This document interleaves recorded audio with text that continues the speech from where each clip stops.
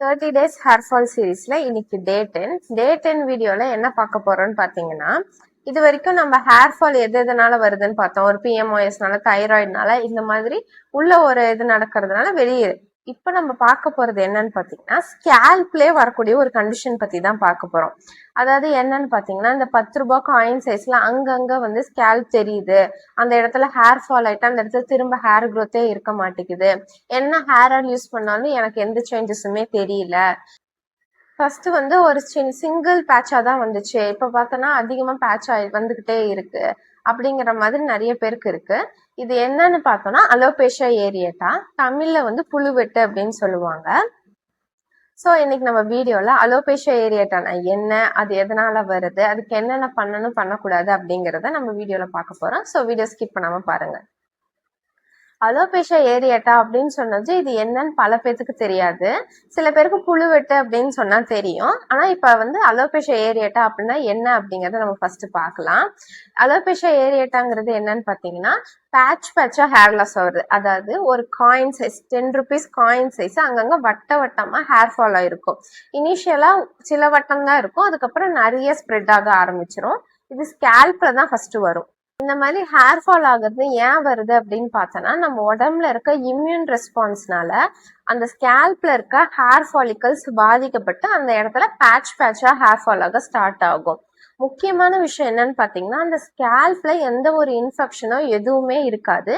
அதோட முக்கியமான விஷயம் என்னன்னு பாத்தீங்கன்னா, அந்த இடத்துல எந்த விதமான பெயினும் இருக்காது. வட்டமா பேட்சா ஹேர் லாஸ் மட்டும்தான் இருக்குமே ஒழிய பெயின் எதுவுமே இருக்காது. ஸோ இப்போ இந்த அலோபேஷியா ஏரியாட்டால என்னென்ன சிம்டம்ஸ் இருக்கும் அப்படிங்கிறத பார்க்கலாம்.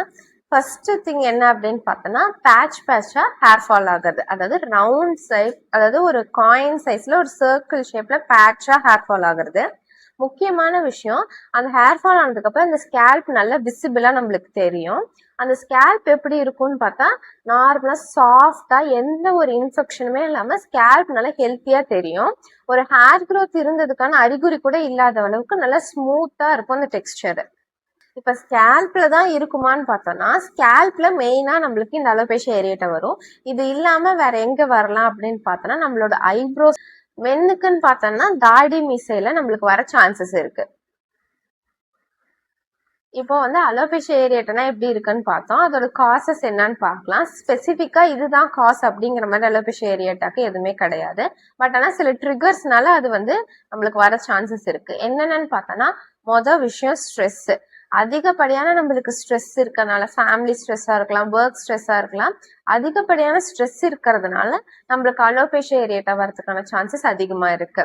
ரெண்டாவது விஷயம், அதான் ரொம்ப இம்பார்ட்டன்டான விஷயம், என்னன்னு பார்த்தோன்னா ஹெரிடிட்ரியா, அதாவது பரம்பரையா அவங்க அப்பாவுக்கு இருக்கிறதுனால அவங்களுக்கு வரலாம், அவங்க தாத்தாக்கோ இல்ல தாத்தாவோட அப்பாவுக்கோ, அந்த மாதிரி பரம்பரையா இருக்கிறவங்களுக்கு அலோபேஷியா ஏரியேட்டா வரதுக்கான சான்சஸ் இருக்கு.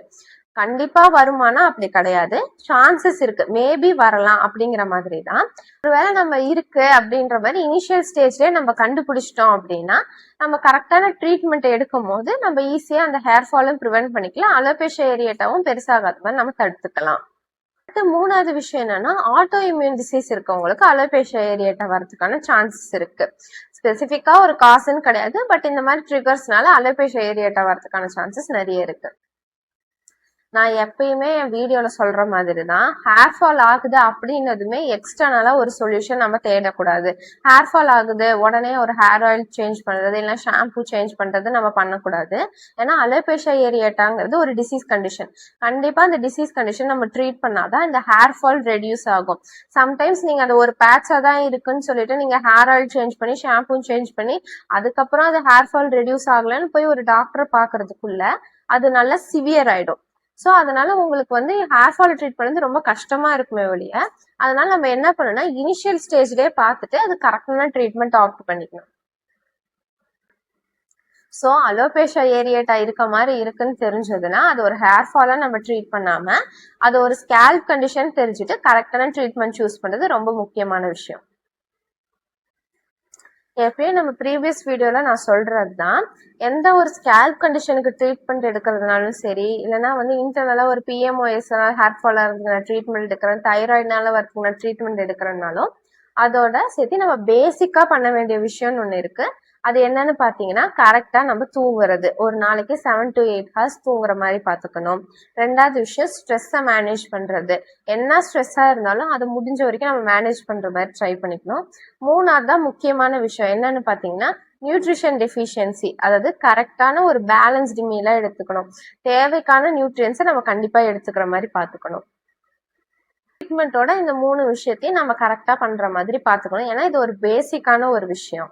அடுத்து அலோபேஷியா ஏரியேட்டால என்ன பண்ணக்கூடாது அப்படிங்கறத பார்க்கலாம். முக்கியமான விஷயமே என்னன்னா மற்ற கண்டிஷன்ல இருக்க மாதிரி ஹேர் ஃபால் அப்படின்னு கன்சிடர் பண்ணி நம்ம ட்ரீட்மெண்ட் பண்ணக்கூடாது. முக்கியமான விஷயம் செல்ஃப் மெடிகேஷன் பண்ணக்கூடாது. கரெக்டா ஒரு டாக்டரை பார்த்து கரெக்டான மெடிகேஷன்ஸ் நம்ம எடுத்துக்கணும். அந்த மெடிகேஷன்ஸோட நான் சொன்ன இந்த 3 பேசிக் நீட்ஸையும் நீங்க பண்ணீங்கன்னா நீங்க சீக்கிரம் ரெக்கவர் ஆகலாம். ஸோ இன்னைக்கு டே 10ல அலோபேஷியா ஏரியேட்டானா என்ன, அதாவது புழுவெட்டுனா என்ன, அது எதனால வருது, அதுக்கு என்ன பண்ணணும் என்ன பண்ணக்கூடாது அப்படிங்கறதுலாம் உங்களுக்கு புரிஞ்சிருக்கும். அடுத்து டே 11ல என்ன வீடியோ பார்க்க போறோம்னா ஆண்களுக்கான வீடியோ தான் பார்க்க போறோம். என்னன்னு பார்த்தோன்னா வழுக்க விழுறது, அது வந்துருச்சுன்னா அதை நம்ம தடுக்க முடியாதா, இல்ல ஏர்லியா பார்த்தாலும் நம்மளால சரி பண்ண முடியாது, கண்டிப்பா வழுக்க விழுமா அப்படிங்கறதெல்லாம் நெக்ஸ்ட் வீடியோல நம்ம பார்க்கலாம். நான் உங்கள் டாக்டர் ரச்சியா ஸ்ரீனிவாசன். இந்த 30 டே சீரிஸ் உங்களுக்கு பிடிச்சிருந்ததுன்னா லைக் பண்ணுங்க, உங்க ஃப்ரெண்ட்ஸ் அண்ட் ஃபேமிலிக்கு ஷேர் பண்ணுங்க, மறக்காம நம்ம சேனலை சப்ஸ்கிரைப் பண்ணி பெல் ஐக்கான் கிளிக் பண்ணி வச்சுக்கோங்க. இந்த 30 டேஸ் ஹேர் ஃபால் சீரிஸை ஃபாலோ பண்ணிக்கோங்க. நன்றி. Natural treatment and health awareness videos. Subscribe to our channel. Bell icon press பண்ணி latest updates பெறுங்கள். நன்றி.